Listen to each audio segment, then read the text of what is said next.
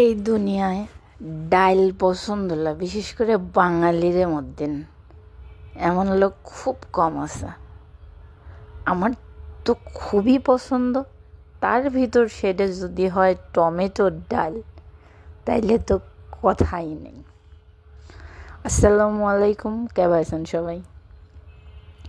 শীত চলে যাচ্ছে আর টমেটো ডাল খাওয়া হবিলা, মানে বার কয়েক খাওয়া হয়েছে। একটা ভিডিও করেই ফেলালাম। কি যে মজা লাগে আমার এই টমেটো ডাল খেতে। একটু ঘন হইলেও চলবে, একটু পাতলা হলে দৌড়াবে, এত ভাল লাগে।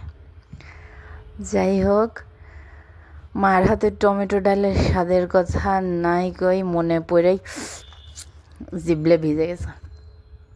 কিন্তু আপুও খারাপ রাঁধে না, ভালোই রাঁধে। প্রশংসা না করলেই পিঠের পর দিবিনি দুইটি, যে খাড়াই দিয়ে খাওয়াই আমি আর প্রতিদিন করিস, তাই একটু প্রশংসা করে দিলাম।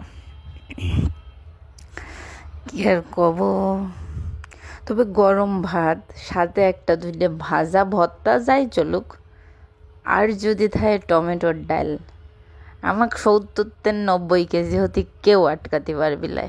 সত্যি কথা করছি, মানে আমি একটু ভাত বেশি খাই ফেলাই, এত ভাল লাগে।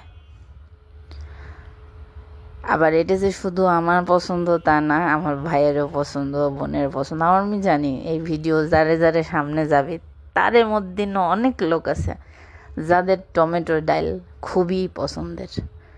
আর এই টমেটো কারা পছন্দ করে? যারে মনে কোনো প্যাঁচ নেই, সহজ সরল ভালো মানুষের পছন্দের খাবার হলে এটা। আর সবচেয়ে সহজ হচ্ছে, যদিও এখন দাম বেশি, কিন্তু ছোটোকালে পড়ে আইছি বা জানে আইছি, শুনে আইছি যে আমিষের অনেকটাই ডাল থেকে পাওয়া যায়। আর এটা হচ্ছে গরিবের আমিষ। এখন আর এই কথা সাজে না, কারণ এই ডালের দামও এখন মেলা। সেক্ষেত্রে গরিবের আমিষ করে লাভ নেই। তবে মাছ ডিম ছাড়াও যদি আমিষ পাওয়া যায়, তাহলে ডালেই পাওয়া যায়, স্বাস্থ্যের জন্যেও ভালো।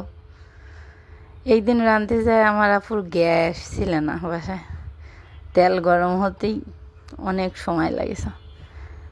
তো কি আর কব, মাঝে মাঝে একদম কথা কইবার ইচ্ছা করে না। যেমন আমার তো আজ কয়েকদিন কি যে লেদ খায় পড়ে থাকা ছাড়া কোনো কাম নেই অবস্থা, এখনও কথা করতে মনে হচ্ছে। যাই হোক, যেই নিষ্পাপ ভালো মনের মানুষগুলি সামনে আমার ভিডিওটা যাবি, কেমন লাগে একটা কমেন্ট করে দিবেন। আর কার কার পছন্দ সেটাও করে দিবেন। যার পছন্দ সে আর যান, কি আর করবেন।